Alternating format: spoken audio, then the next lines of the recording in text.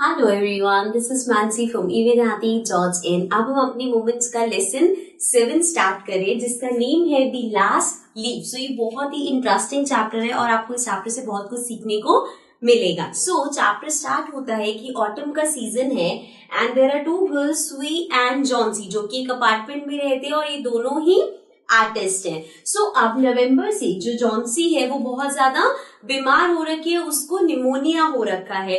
अब सुई उसके लिए बहुत ज्यादा वरीड है बिकॉज वो इतनी अच्छे से रिकवर नहीं करी। डॉक्टर डेली चेकअप के लिए आते हैं बट इतनी उसमें कोई रिकवरी नहीं दिखती। तो एक बार जब डॉक्टर चेकअप कर रहे थे, एग्जामिन करने के बाद वो बाहर जाते हैं और सुई को बाहर बुला के पूछते हैं क्या कोई ऐसी प्रॉब्लम है जॉन्सी को या कोई चीज है जिसकी वजह से वो बहुत अपसेट है।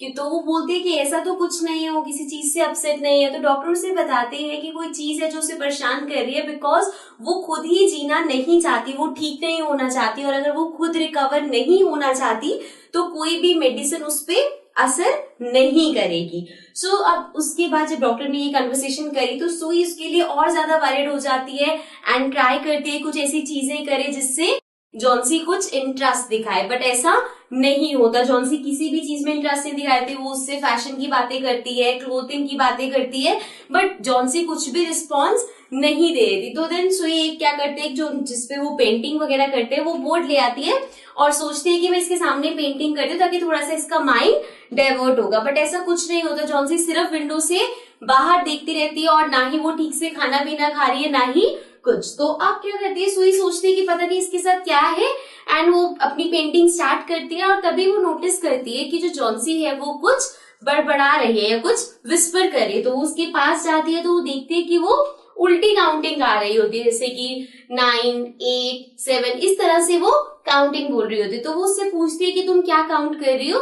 तो वो देखती है विंडो पे, जिस विंडो पे बार बार जॉन्सी बाहर देखती रहती है, वहां पे एक ईवी क्रिपर है। ईवी क्रिपर बेसिकली क्या होता है, आपने देखो वो कुछ पेड़ होते हैं जिसकी ऐसी डालियां निकलती रहती हैं एंड उस पे पत्ते होते हैं। तो वो डाली अब उनके जो विंडो है वहां तक पहुंच गई है और वही इसको काउंट कर रही होती है। तो सुई उससे पूछती है कि क्या काउंट कर रही है, तो वो उसे बताती है कि कुछ टाइम पहले तक ये जो बेल है इसके ऊपर बहुत सारे ऑलमोस्ट 100 लीव्स थी और अब देखो सिर्फ 6 या 5 लीव्स यहाँ पे बची हैं और जब ये लीव्स भी शेड हो जाएंगी तो मैं मर जाऊंगी। जब लास्ट लीव शेड होगी तो उसके साथ ही मैं भी मर जाऊंगी। तो अब से वो जो सुई है उसको बहुत गुस्सा आती है, तुम कैसी बातें कर रही हो, ऑटम का सीजन है, लीव्स तो शेड होंगी, इतनी तेज विंड चल रही है, इतना कुछ हो रहा है, तो इसमें तुम्हें अपनी बीमारी को क्यों बीच में ला रही हो। डॉक्टर ने बोला है तुम बिल्कुल ठीक हो जाओगी, ये सब चीजें मत सोचो। अब वो सोचते हैं कि मैं कर्टन वगैरह कर देती ताकि वो विंडो के बाहर ना देखे,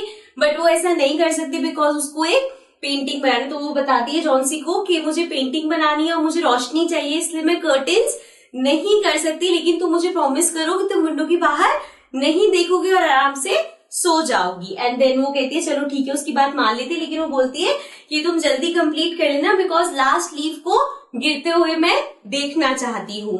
देन वो उसे बताती है कि मुझे जो पेंटिंग बनानी है वो एक ओल्ड मैन की बनानी है। तो नीचे जो अब उनके जो बेसमेंट मतलब उनके जो ग्राउंड फ्लोर पे एक अंकल रहते हैं, दैट इज मिस्टर बेरमन, जो कि वो भी एक आर्टिस्ट है, वो भी पेंटिंग्स करते हैं एंड उनके बारे में बताया गया है वो ऑलमोस्ट 60 इयर्स की एज है उनकी और वो वेट कर रहे हैं। उनका जो ड्रीम है वो बेसिकली है कि वो एक मास्टरपीस बना सके, बट वो अभी तक वो ड्रीम पूरा नहीं हुआ। तो अब जो सुई है वो उनके पास जाती है एंड बेसिकली वो उनको सब चीजें बताती है कि जॉन्सी कैसे बीमार है और वो कैसी बातें कर रही है। तो अब जो अंकल है उनको भी गुस्सा आता है कि ये कैसी फालतू बात कर रही है, तो वो बोलते हैं चलो मैं तुम्हारे साथ चलता हूँ।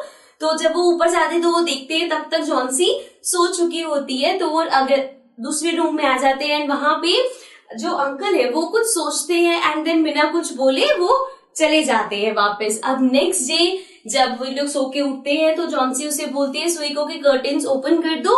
अब सुई जब कर्टेन्स ओपन करने जाती है तो वो बहुत ज्यादा घबराई हुई होती है क्योंकि उसे पता है कि एक रात पहले बहुत जोरदार तूफान आया था और वो श्योर थी कि जो लास्ट जो लीव्स बची थी वो भी अब शेड हो गई होगी। लेकिन जब वो कर्टेन ओपन करती है तो वो देखती है वहां पे अभी भी एक सिंगल लीव होती है, तो उसे बहुत सेटिस्फेक्शन मिलता है और जॉन्सी भी उसे देख के बोलती है कि अच्छा मुझे तो लगा कि ये भी अभी तक शेड हो चुकी होगी बट अभी भी ये लास्ट लीव बची हुई है। और सुई उसको बहुत खुश हो गई, देखो मैं तो कह रही थी यहाँ पे अभी है, और देखो कितनी ग्रीन और कितनी फ्रेश है ये लीफ।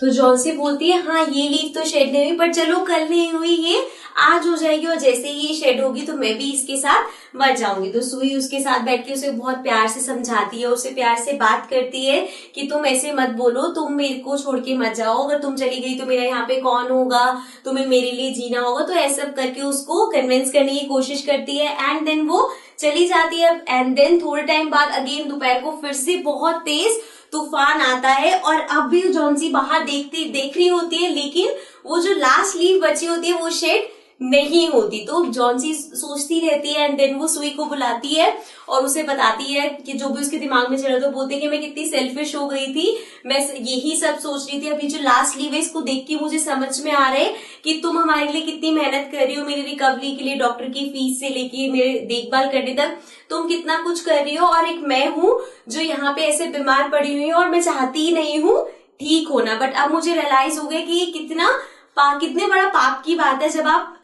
ठीक हो सकते हो लेकिन आप खुद ही जीने की इच्छा छोड़ दो। तो मुझे अब ये चीज रियलाइज हो गई है।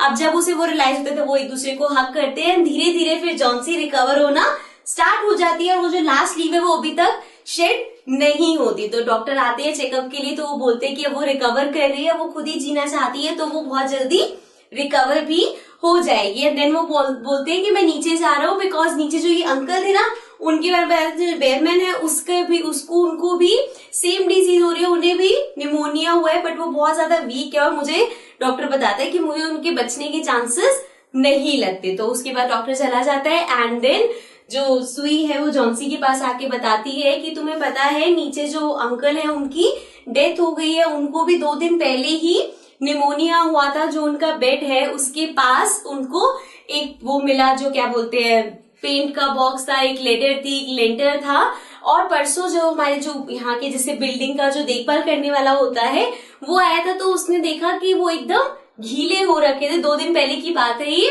वो बहुत ज्यादा, शायद जिस दिन वो स्टॉर्म आया था उस दिन वो इतना ज्यादा भीग गए थे। तो उसके बाद जॉन्सी भी सोचते, तो स्वीट बताते कि क्या तुम्हें अभी भी समझ नहीं आया।